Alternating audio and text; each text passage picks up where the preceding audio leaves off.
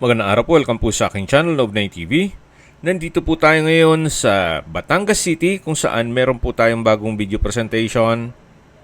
Isang 1 hectare na residential farm property na meron pong dalawang bahay.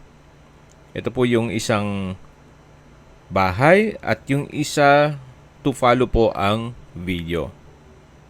Ito po yung sinendang sa atin muna ni owner pansamantala habang wala pa pong mga makakasabay na property na for video shoot sa Batangas area.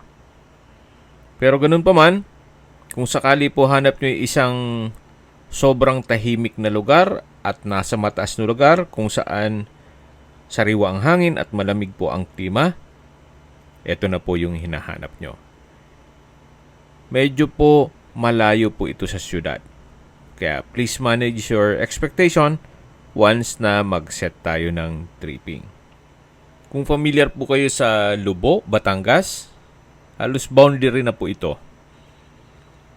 Ang travel time mula Manila hanggang dito is mga 2 hours and 40 minutes. So medyo may kalayuan, pero meron po kasing mga kliyente na naghahanap ng mga malayo sa syudad.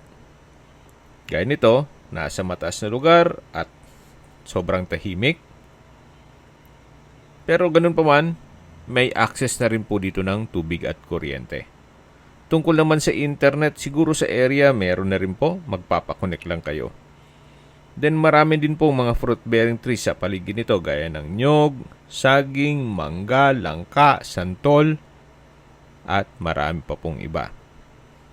Kung pupunta naman po sa mga beach resort sa may Lubo, Batangas, siguro mga 30 minutes drive na lang.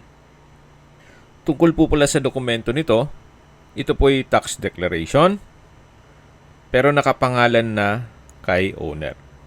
At sa presyo naman, binebenta po nila ito sa halagang 11 million pesos. Kung may mga katanungan po kayo, tawag lang po kayo sa aking numero.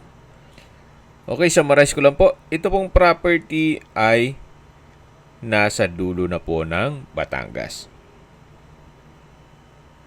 From Manila, 2 hours and 40 minutes drive. Then, kita nyo naman po, nasa mataas na lugar po ito. Then, may mountain view. At ang sukat ng lupa po nito ay 1 hectare. O 10,000 square meters. Ito pong bahay ay livable naman. Ganun din po yung pangalawang bahay. Pakiabangan na lang po ang full video sa aking mga YouTube channel na The Nov9 TV channel, Nov9 TV Listings, Nov9 TV On The Spot, at Nov9 TV Updates.